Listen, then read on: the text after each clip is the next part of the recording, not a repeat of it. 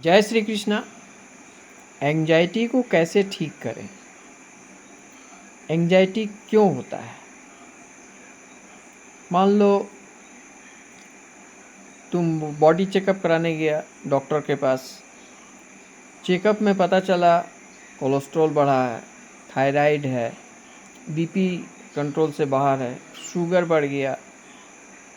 तो इन सब कारण से भी एंजाइटी होता है। ये हो गया फिजिकल एंजाइटी। एक तो होता है मेंटल एंजाइटी, मानसिक रूप से। तो फिजिकल एंजाइटी को बहुत ही आराम से ठीक किया जा सकता है। ट्रीटमेंट हुआ, प्रिकॉशन में आया।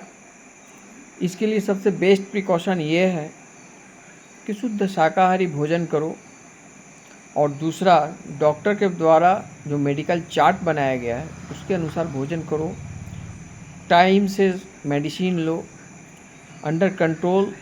तुम डॉक्टर के बातों को फॉलो करो, तुम ठीक हो जाओगे। लेकिन मेंटल एंजाइटी कैसे ठीक होता है? जिस प्रकार इसमें होता क्या है कि जिस तरह मान लो तुमको किसी सांप ने डस लिया, तुमको पता नहीं है, तब तक तो सब ठीक है। लेकिन जैसे तुमको पता चला कि तुमको सांप ने डस लिया, तो तुम उस समय तुम्हारा जो पैनिक होता है ना, उस पैनिक में तुम्हारा हार्ट का पल्स बहुत स्पीड चलने लगता है, और जितना स्पीड से तुम्हारा पल्स चलेगा उतना ही स्पीड से तुम्हारा जहर पूरे बॉडी में फैल जाएगा।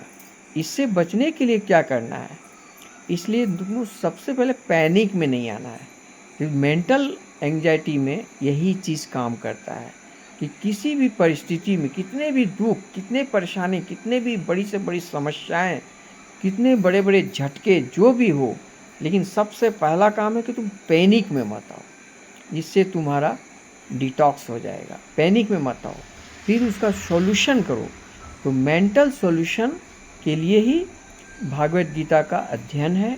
उसमें बोला है कि तुम मन को डिटॉक्स करने के लिए तुमको आध्यात्मिक ज्ञान का आवश्यक है, और आध्यात्मिक ज्ञान के लिए किसी सत्संगी आश्रम में जाना आवश्यक है, और किसी सत्संगी गुरु के निर्देशानुसार अगर चलो, सिर्फ तीन काम करो: शुद्ध शाकाहारी भोजन, और मुंह में हरिनाम संकीर्तन, और तीसरा दुनिया से अवॉइड, जिस कारण से तुम्हारा एंजाइटी हो रहा है उससे डिस्कनेक्ट हो जाओ। राधे राधे।